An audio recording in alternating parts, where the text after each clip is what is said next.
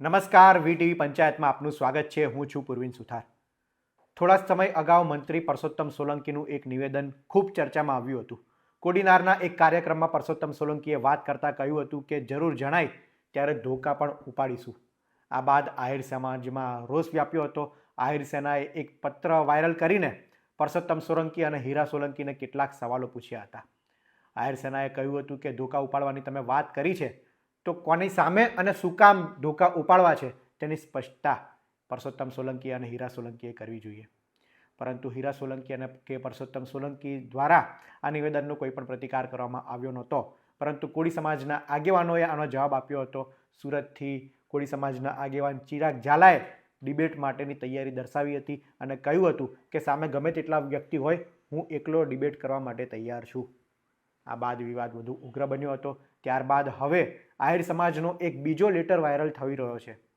આ લેટરથી ફરી વખત આહિર સમાજે કેટલાક પ્રશ્નો પરસોત્તમ સોલંકી, હીરા સોલંકી અને સરકારને પૂછ્યા છે. એ લેટરમાં શું છે તે જાણીએ. આહિર સેના ગુજરાત દ્વારા લખેલો આ પ્રેસ નોટ છે, જે સોશિયલ મીડિયામાં અત્યારે ખૂબ વાયરલ થઈ રહ્યું છે. જેમાં લખ્યું છે કે જય દ્વારકાધીશ સાથે જણાવવાનું કે થોડા દિવસ અગાઉ આહિર સેના ગુજરાત દ્વારા સરકારના મંત્રી પરસોત્તમ સોલંકી અને હીરાભાઈ સોલંકીને ધોકા ઉપાડવા બાબતે શાંતિપૂર્ણ ડિબેટ કરવા ચેલેન્જ આપી હતી. જે મુદ્દે હજુ સુધી બંને ભાઈઓમાંથી કોઈએ ડિબેટ માટે તૈયારી દર્શાવી નથી. ગત રોજ પાછો હીરા સોલંકીના પુત્રનો વિડીયો જોયો. તેમાં પણ તે ધોકા ઉપાડવાની પરસોત્તમ સોલંકીની વાતને સાચી ઠેરવી રહ્યા છે. તે માટે આહિર સેના ગુજરાતના અમુક સવાલ છે. તમે તમારા રાજકીય પ્રેશર દ્વારા સરકારને દબાવી શકો છો.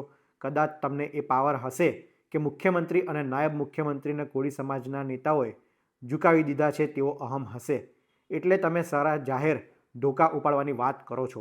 પણ ધોકા કોની સામે ઉપાડવાના છો તેની ચોખવટ કરવાની તમારામાં હિંમત હોય તો આવો ખુલ્લા મંચ પર ડિબેટ કરીએ.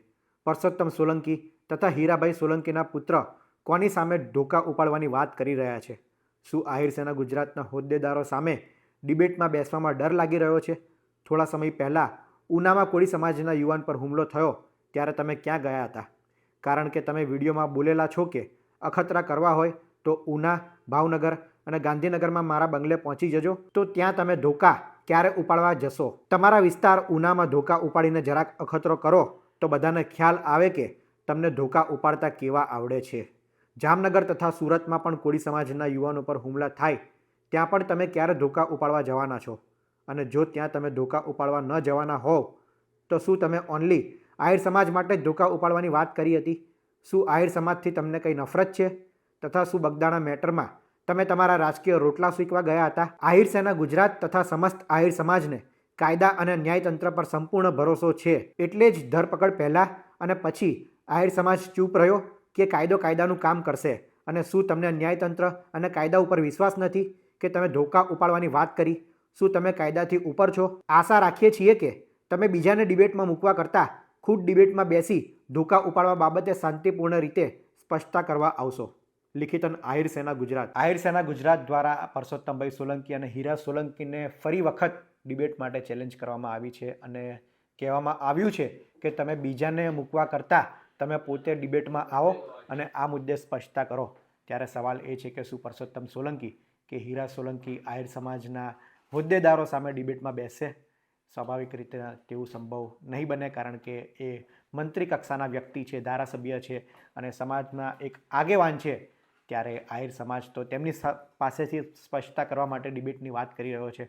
જો કે ચિરાગ ઝાલા, જે કોળી સમાજના આગેવાન છે, તેમણે ડિબેટમાં બેસવાની તૈયારી દર્શાવી હતી. પરંતુ આહિર સેનાના માંગ છે કે પરસોત્તમ સોલંકી કે હીરા સોલંકી સામે આવીને આ મુદ્દે સ્પષ્ટતા કરે.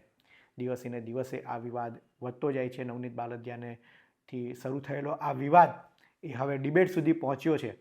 નવનીત બાલદિયાને ન્યાયની વાત કરવામાં આવી હતી અને જયરાજ આહિરની ધરપકડ થાય તેવી માંગ હતી. જયરાજ આહિરની ધરપકડ તો થઈ ગઈ છે, પરંતુ આ વિવાદ ક્યારે શાંત થશે તે એક મોટો સવાલ છે. આ અંગે આપ શું માની રહ્યા છો તો એમને કોમેન્ટમાં જરૂર જણાવશો. અને આવા જ ઇન્ફોર્મેટિવ વિડીયો માટે વીટીવી પંચાયત જોતા રહો. ધન્યવાદ.